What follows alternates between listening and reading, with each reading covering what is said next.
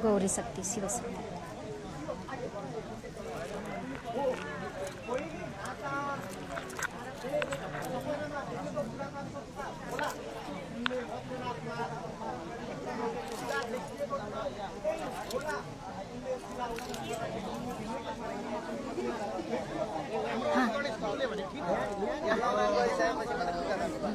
हाँ, क्योंकि जन्म हुआ है अभी तक नौरन नहीं किया है। 7 दिन से 11 दिन के अंदर नौरन होना चाहिए।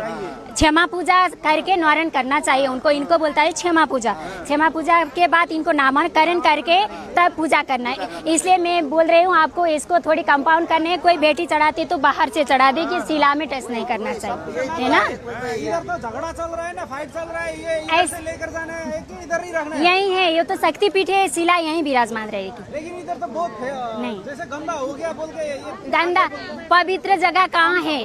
केवल हमारा मन है। इसको अभी तो साफ सुथरा करने के लिए जरूरी है ना। आप लोग सब मिलकर साफ सुथरा करेंगे तो ये खुद ही तीर्थ बन जाएगा। जहाँ भगवान विराजमान है वहाँ हर एक जो हम नहीं पहचानते वो ऐसे ही तो होते हैं ना। पातीवरा पहले ऐसे ही थे, वहाँ भी गाय वस्तु चढ़ाते थे लोग, दिशा पिसाब करते थे, खाते थे, है ना। वो फोर है, हम स्वयं में फोर है। मेरे अंदर दिशा पिसाब है ना, हम स्वयं फोर है ना। हमारा पवित्र आत्मा होना चाहिए। जब आत्मा पवित्र होगा हर जगह पवित्र ही दिखाई देता। जिसके नजर में मैला है, जिनके नजर में फोर है, वो सारा दुनिया को फोर ही दिखाई देती है ना। मेरे हिसाब से ये इधर से नहीं हटा सकते। नहीं, ये तो दिव्य शिला है, ये शक्तिपीठ बन जाएगा। जैसे माँ पाथीवरा तापलेजुंग है ऐसे ही ये बनना है, इसको हटाना नहीं है। ये माँ को यहाँ दिखाया है, ये लाने के लिए नहीं है। ये शिला लाने और पूजा करने के भी 2 विधान होते हैं। अगर ये शिला कोई व्यक्तिगत घर में ले जाएंगे तो उनको संन्यास लेना पड़ेगा कि आजीवन ये शिला की पूजा करने के लिए, क्योंकि हर किसी का जूठा में भी ये खाली नहीं रहना चाहिए, है ना। और पीरियड होती है हम लोगों को, माता जी को, जो माता जी ने ये शिला उजागर किए उनको भी ये माता सुन जाए। अगर हम लोग लड़की लोग हैं, हम लोग को शादी करना है, पीरियड आ जाती है, उनके समय ये जब कोई शिला को, कोई प्रतिमा को, हम विग्रह को प्राण प्रतिष्ठा करके विराजमान करते थे, फिर वहाँ से उठाना नहीं होता है। तो अगर माता को बाद में शादी किया और बाद में उनको पीरियड आ गए तो उनको पूजा करने के लिए कोई नहीं होगा। लेकिन एक बात जरूर है, ये शिला जिसने प्रकट किया है उनके साथ बहुत गलत हो रहा है, बहुत गलत हो रहा है।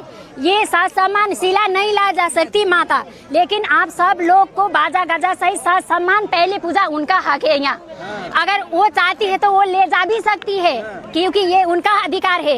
लेकिन ये समग्र इलाम के और समग्र राष्ट्र के, ये तो ब्रह्मांड के साझा है।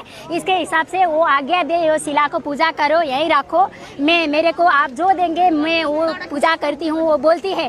तो आप सब लोग छोटी से एक प्रतिमा बनाकर उनको खुश करके यहाँ से बाजा गाजा सहित उनको ससम्मान उनके स्थान पर लगकर ये शक्तिपीठ को उजागर कर सकते हैं। अगर यहाँ और माता में कुछ धंधा आ गया और यहाँ बिना माता के यहाँ कोई आगे बढ़ के कुछ करना चाहे तो फिर इलाम के लिए बिना से जो मैंने देखी है, ये मैं आपके लिए बोल रही हूँ।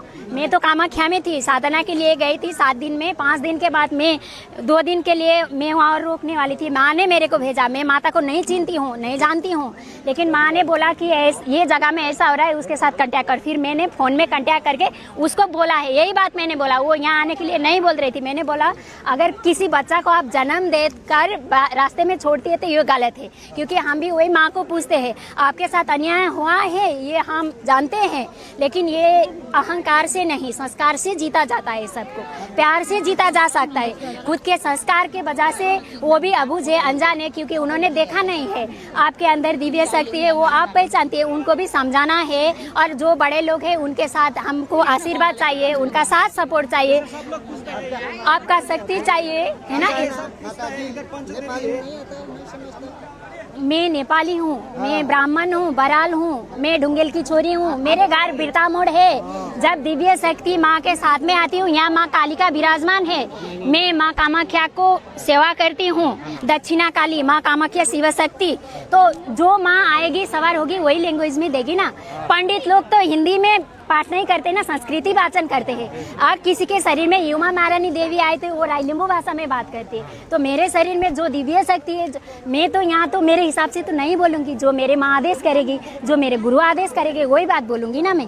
तो मैं तो कुछ खुश नहीं हूँ, मैंने पहले भी बोल दिया है, जैसे आप देख रहे हैं मैं वैसी हूँ, और मेरे अंदर जो बैठी है वो बोल रही है, अभी मैं नहीं बोल रही हूँ, मैं तो कुछ नहीं जानती हूँ, मैं तो एक दासी हूँ, वो विराजमान है।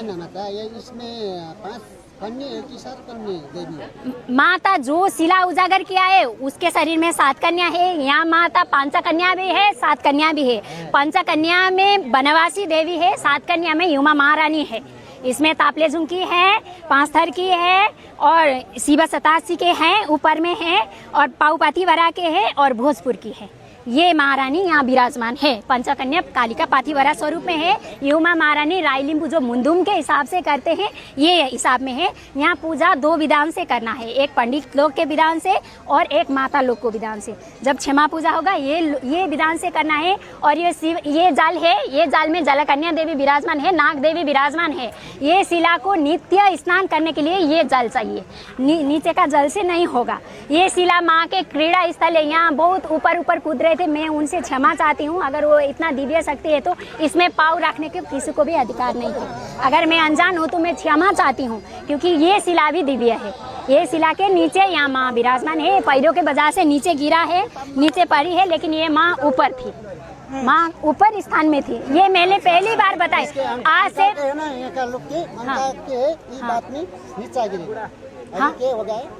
क्या धोखा देगा नहीं देगा?